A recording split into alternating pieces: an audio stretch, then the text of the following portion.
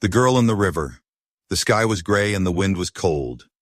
Daniel walked alone through the forest, following the sound of water. He just wanted some peace, some silence to clear his mind. College life was hard lately and everything felt too loud, too fast. So he came here, where nobody could find him. The river flowed gently between the trees. Leaves floated on the surface, dancing in slow circles.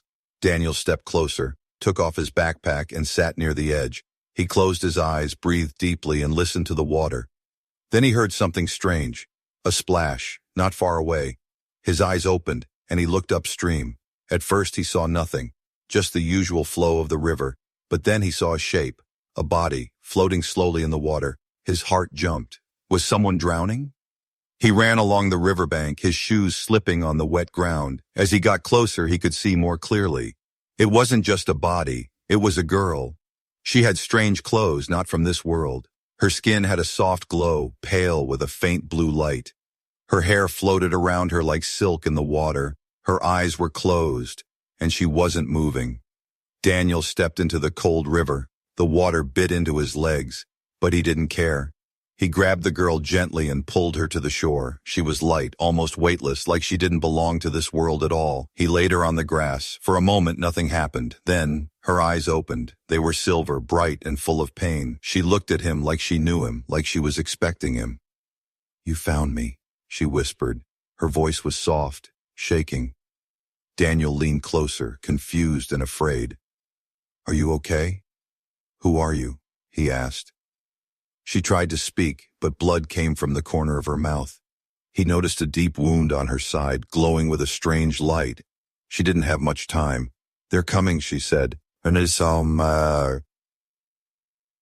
me, for you." "What? Who's coming?" Daniel asked, his voice shaking. She reached into her pocket and pressed a small metal object into his hand. It was warm, humming softly, like it was alive. "Keep it safe," she said. "Your world must be ready." Then her body shimmered with light. Before Daniel could ask more, she vanished, right in front of his eyes. No sound, no explosion, just light, and then nothing. Daniel stared at the empty space where she had been. His hands were shaking. The metal object she gave him was still there, small, round, and full of strange symbols. He looked around, but there was no one else. The forest was silent again. But everything had changed. He put the object in his pocket and slowly walked back to his bag. He didn't understand what had happened, but deep inside he felt it. This was not a dream. This was not some strange accident. She was real, and her warning was real too. As he walked out of the forest, the wind picked up, leaves flew past him, and the sky turned darker. Somewhere far away, thunder rolled. The world still looked the same, but Daniel knew it wasn't, not anymore. Behind him, where the girl had vanished, the grass still glowed faintly, and in his pocket, the strange object pulsed like a heartbeat. He didn't know what it was. He didn't know who they were. But one thing was clear. Whatever was coming, it had already begun. The device. A dying alien girl gave him a strange object. Now something unknown is watching him. The sky was still dark when Daniel woke up. His dreams were full of light, voices, and something chasing him. He sat up in bed, sweating. His hand reached under his pillow, feeling for the thing he couldn't forget. The device. It was still there, warm, like it had its own heartbeat. Daniel stared at it again, small, round, and covered in glowing alien symbols. No screen, no buttons, just a strange hum that changed when he touched it. He turned off the lights. In the darkness, the device began to glow softly. Symbols moved across its surface like water. Then one symbol lit up brighter than the rest. It pulsed 3 times, then stopped. "What do you want?" Daniel whispered. The device didn't answer, but he had a feeling. It wasn't just a gift, it was a message, and someone out there didn't want him to have it. The next day, things got worse.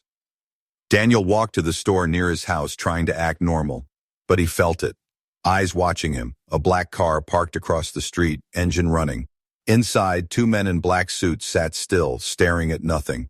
But Daniel knew they were there for him. He went back home fast, locked every door, pulled the curtains. His phone had no signal. His internet was gone. Only one thing was still active. The device. It hummed louder now, like it knew danger was near. He placed it on the table. Suddenly, a beam of blue light shot out from it. A hologram appeared, And there she was again, the alien girl. Her body was made of light now, but her voice was real. "You don't have much time," she said. "They know you have it. They will come. They will lie. They will kill to take it back." Daniel stared at her, frozen. "Why me?" he asked. "Because you're human," she replied, "and you still have a choice." The hologram faded, turned, and then, knock, knock, knock. A sharp, slow knock on his door, not from a neighbor, not from a friend. 3 perfect knocks, followed by silence. Daniel didn't move, didn't breathe. A deep voice came from outside. "Mr. Daniel, we're with Homeland Security. We need to talk to you about an object you may have found." He didn't reply. They knocked again, harder this time.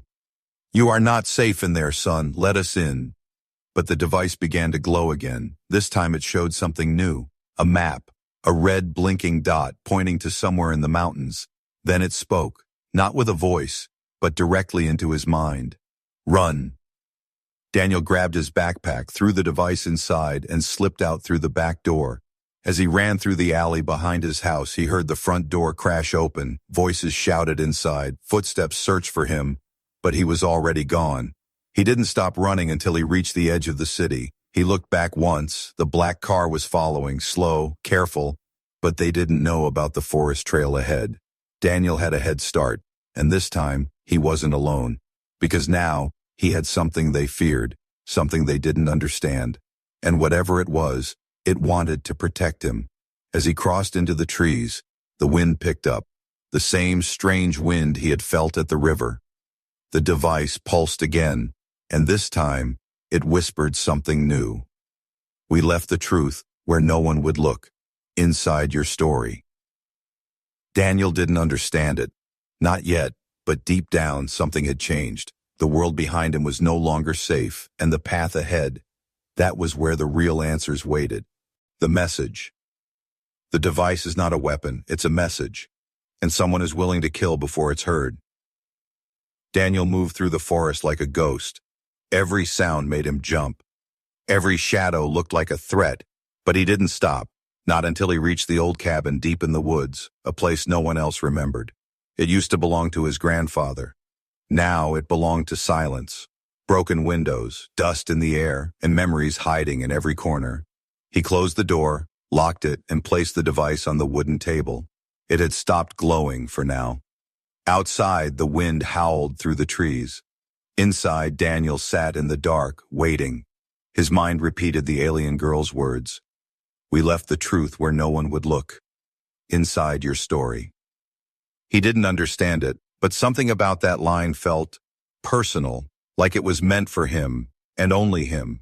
He reached for the device again. As soon as his fingers touched it, the symbols lit up. This time they formed into a spiral, spinning faster and faster. Then the air in front of him shifted, and a new hologram appeared. Not the alien girl this time. This was different. It was Earth. A 3D map of the planet. Red dots blinked all over it. Cities, military bases, satellites, each one connected by thin lines forming a glowing web. Then a voice echoed through the room. Not hers, not human. Deep, mechanical, ancient. Observation complete. Phase 2, judgment. Daniel stood up, staring at the display. "What judgment? What does that mean?" he asked. The map zoomed in and highlighted a location near his own city, a military base he had never seen. Then another voice spoke. This one was hers, soft and broken. "Daniel, if you're hearing this, I didn't make it. But there's still time to stop them." Her hologram appeared beside the map. She looked weaker now, as if even her message was fading. "They don't want to invade Earth," she said. "They want to decide if your kind deserves to exist. You're being watched, tested, like animals in a cage." Daniel's heart dropped. He had thought this was about aliens attacking Earth, but it was worse. Earth was on trial, and humanity didn't even know it. Suddenly, the lights in the cabin flickered. The hologram glitched, the voice distorted. Outside, footsteps, slow, careful, not alone. Daniel grabbed the device and turned off the hologram. He peeked through a broken board in the window. 3 people dressed in black stood outside holding strange equipment. Not guns, not cameras, something else. They weren't military, and they weren't human. Their faces were covered, but their hands. Long, thin fingers with more than 5 joints. Daniel stepped back, breath caught in his throat. One of them spoke in a language that made his ears hurt. The words felt like knives in his head. The device in his hands reacted instantly. It glowed red, and this time, it sent out a pulse. Boom! A wave of light exploded from the device. The cabin shook and the glass shattered. The strangers outside stumbled, covering their faces. Daniel didn't wait. He ran through the back, deep into the trees. Branches scratched his arms, roots grabbed at his feet, but he didn't stop. Not until the glowing of the device turned blue again. Safe mode. He collapsed near a stream, gasping for air. The device sat in his lap, blinking slowly. Then it opened, not physically, but in his mind. Images, voices, history poured into his head. He saw worlds dying, species judged, planets erased, all by the same force. An ancient alliance of alien beings, deciding who lives and who doesn't. And now they were watching Earth, his world, his people. The alien girl was part of a rebel group. She wanted to warn humans, but they caught her too early. And now Daniel had the last message, the only proof, the only hope. As the night fell again, Daniel stared at the stars. For the first time, they didn't look peaceful. They looked like eyes.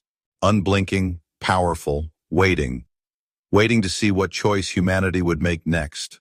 And somehow, he was in the middle of it all. One human, one message, one chance, the pursuit.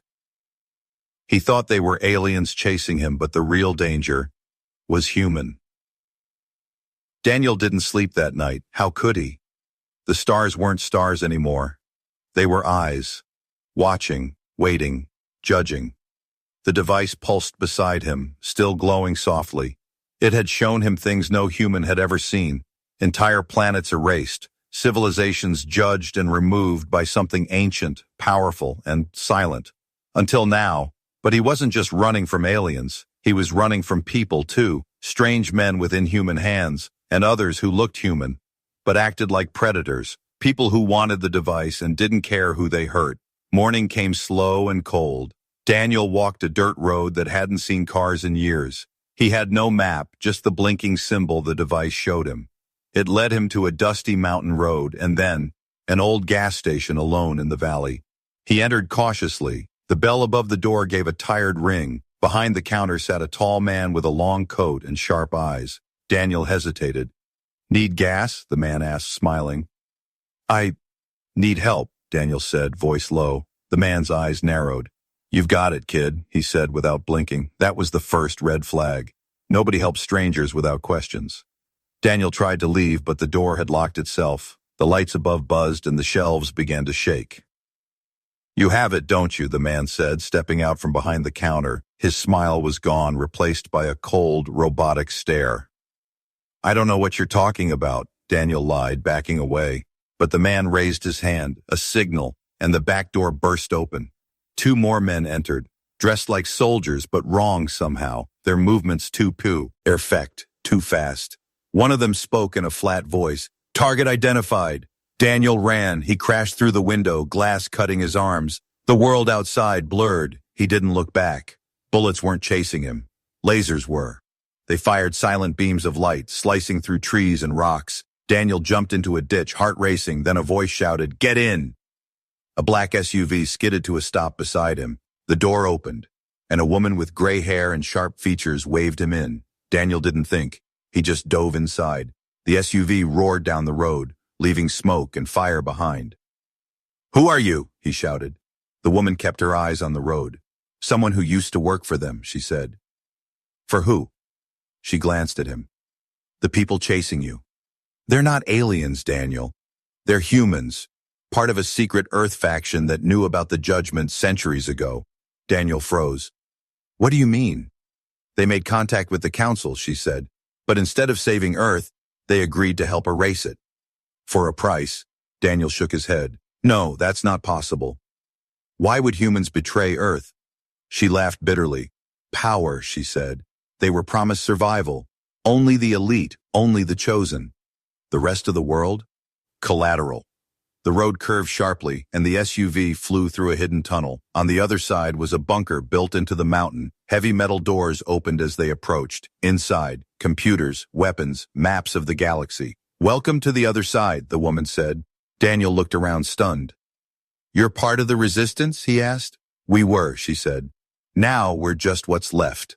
She pointed to the device. "You don't know what that really is, do you? It's not just a message. It's a key to something buried." Daniel's breath caught in his throat. "What's buried?" She leaned close and whispered, "It's the reason they fear humans. The gate." The device was never meant to be found because the truth it unlocks was never meant to be known. The bunker door sealed behind them. Thick metal groaned as locks clamped shut. Daniel stood still, holding the device in both hands. It pulsed softly, almost like it was breathing, like it knew it had arrived. The woman, Agent Vera, walked ahead through the dim corridor. She didn't speak, and Daniel didn't ask. Not yet. There were questions, but the weight of the place held them down. This wasn't just a bunker, it was a tomb, for secrets, for silence. They passed rooms filled with alien tech, maps with coordinates across galaxies, dead screens, old communication logs, blinking symbols no human could translate. This place had seen contact before, long before the girl appeared in the river, long before Daniel was even born. Vera stopped at a vault door. Tall, round, sealed, with 9 circular locks. "This is it," she said. "The thing we protected, then feared, and now must open." Daniel looked at the door, then down at the device. The symbols on it shifted again. One by one, 9 glowing shapes lit up, matching the locks on the vault. The door responded instantly. Metal gears turned, dust fell, and with a thunderous echo, it opened. Inside was darkness, not empty, but dense, a quiet so deep it pulled at the mind. They stepped inside. The room was circular, ancient, and covered in carvings, human and alien. At the center stood a stone altar, and in it, embedded deep, was a second device. It looked like the one Daniel carried, but older, cracked, as if it had seen the end of many worlds. His device began to shake, glowing bright. He stepped forward, drawn to the altar, the moment the 2 devices connected. The gate opened. There was no flash, no explosion, just a hole, floating in the air above the altar, a rip in reality. Through it, they saw stars, ruins, fire, and a giant structure floating in the void. It looked like a machine. No, a temple, built by something not human. Vera gasped. "It's real," she whispered. "I thought it was just a theory. The trial chamber." "What is it?" Daniel asked, his voice shaking. "The place where species are judged," she said. "If Earth has a future, it's decided in there." Daniel stared into the gate. The image shifted, zoomed in. Inside the structure, rows of ancient seats, a massive hall, and at the center, a glowing sphere. But something else moved there too. Shadows, tall, thin, silent. "They're waiting," Vera said. "They've been waiting for a human to step through." Daniel's heart pounded. He wasn't a soldier or a leader or even someone special. He was just a guy who found a girl in a river, and now the fate of his species was pulling him into a place where no human had ever walked. Vera looked at him, serious now. "Before you go, you need to know the truth. This isn't Earth's first trial." Daniel turned to her, eyes wide. "What?" "Your device, it's not new," she said. "There were others before you, chosen, tested, and none of them came back." Daniel took a step back. "Then why send me?" "Because the girl chose you," Vera said. "She broke the rules." Daniel clenched the device. The gate pulsed with power, whispering without words, calling him, daring him. He looked at Vera one last time. "If I don't return—" "You're not just representing Earth," she interrupted. "You are Earth." He stepped into the light. The world behind him disappeared. The stars ahead burned cold and endless, and the trial had begun. The trial. He entered the chamber of the gods, not to fight, but to speak for a species they were ready to erase. Daniel felt nothing beneath his feet. No ground, no weight, only silence and stars. He had passed through the gate, but where he arrived, it wasn't space, it wasn't a dream. It was a place between all things, a place not built for humans. Before him stood the trial chamber, a black floating structure made of ancient stone and alien metal. It had no doors, but opened as he approached, like it had been waiting for him. The inside was vast, like a galaxy wrapped in a room. Floating platforms, glowing pathways, and above them, beings, not one, not two, but 12. They sat in thrones of light and shadow. Their shapes were unclear, always shifting. Not because they were hiding, but because his mind couldn't understand what they truly were. A voice echoed through his mind, old, cold, and without feeling. Human, Daniel Wren. You have entered the judgment hall of the galactic conquered. Your species stands at the edge of removal. Daniel swallowed hard. He couldn't speak. Not yet. The air wasn't air, but it filled his lungs anyway. Thoughts raced in his head, but the device in his hand whispered, "Stay still. Wait." One of the judges stood, its form stretched like smoke and crystal. "You are not the first," it said, "but you are the first to survive entry." Another judge leaned forward, its voice like broken glass. "Your kind creates war, consumes worlds, and worships power." "We do not need another plague among the stars," Daniel found his voice. "I know," he said softly, "but we also create love, beauty, and hope." "So do animals," one judge replied, "but we do not give them empires." Suddenly the chamber changed. Images surrounded Daniel, scenes from Earth, bombs falling, forests burning, people screaming, a child crying alone under rubby, a man laughing while pressing a red button. "This is your species," a voice said. "What makes you believe it deserves to survive?" Daniel's legs shook. He was no leader, no philosopher. He was just a human. But maybe that's exactly why he had a right to speak. He raised the device, and it pulsed in answer. Scenes changed again. People helping strangers in floods, doctors working through war zones, a mother holding her baby and smiling despite hunger, kids building rockets out of hope, artists painting peace over walls once covered in blood. "Because we choose," Daniel said, louder now. "We choose love even when hate is easier. We fall, yes, but we get up again. We don't always deserve saving, but we fight to become worthy of it." The chamber was silent. The judges whispered among themselves in voices not meant for humans. Then, a final image filled the sky. The alien girl, alive in memory, her eyes calm, her voice soft. "He listened," she said, "when no one else did. He chose empathy over fear." One judge stood, taller than mountains, darker than space. It raised one hand. The chamber shook. "The vote begins." One by one, the judges lifted their hands. 7 for survival, 4 for erasure. One paused. It looked at Daniel. "Do you swear," it asked, "that your kind will never stop trying to be better?" Daniel's voice did not shake this time. "I swear," he said, "even when we fail, we will try again." The final hand rose. 8 votes. The judgment was made. Earth shall live.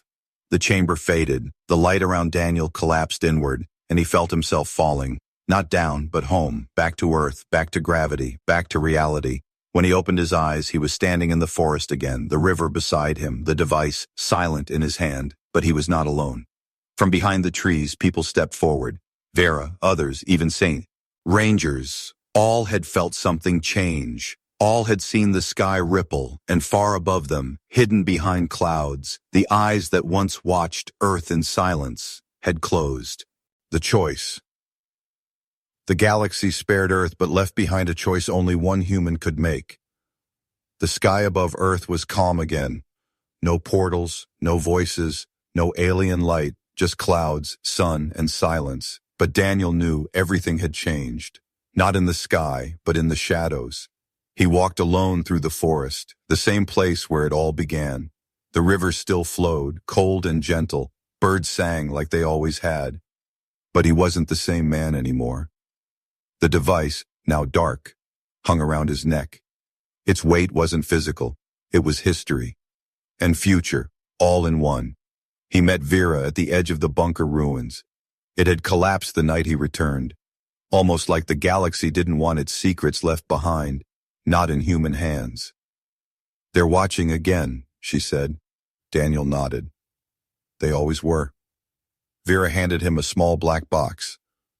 Inside this, she said, is the communication key to every global leader. You can tell them everything. Daniel opened the box, one button, red, blinking slowly. With it, he could reveal the truth to the world, the alien judgment, the device, the near erasure of Earth. You sure they'll believe it? He asked. No, Vera said, but they'll fear it. He stared at the button. Billions of lives could change with one press. Governments would collapse, religions would shatter, hope might rise, but chaos would come first. What if we're not ready? He asked. Vera sighed. Then maybe we never will be. That night, Daniel walked into the city alone. The world went on like nothing had happened. People laughed, fought, kissed, cried. Lights blinked in skyscrapers. Cars moved like blood through the veins of Earth. He stood on a rooftop, the city below glowing like a star. The device around his neck buzzed. Once, faintly, it had one last message, not in words, but in feeling. The alien girl's memory, her pain, her fear, but also her faith. She had broken rules to give humanity a chance, not because she believed in governments or armies, but because she believed in people. In him, Daniel looked at the device, then at the button, then at the sky. Somewhere out there, the judges still existed, waiting to see what he would do next. He whispered to himself, this was never about saving Earth. It was about earning the right to live with what we are. And then he closed the box. He would not press the button. Not yet. The world didn't need fear. It needed time to change, time to grow. On its own, he placed the box in a hidden place beneath a stone, buried it along with the proof. For now, the secret would remain between the stars and the silence. But someday, if the world ever forgot how close it came to ending, if humanity ever began to fall again, someone would dig it up, and they too would have to make the same choice. The final choice, truth or peace, chaos or hope, fear or trust. Because in the end, that was the real trial all along, and the galaxy was still watching.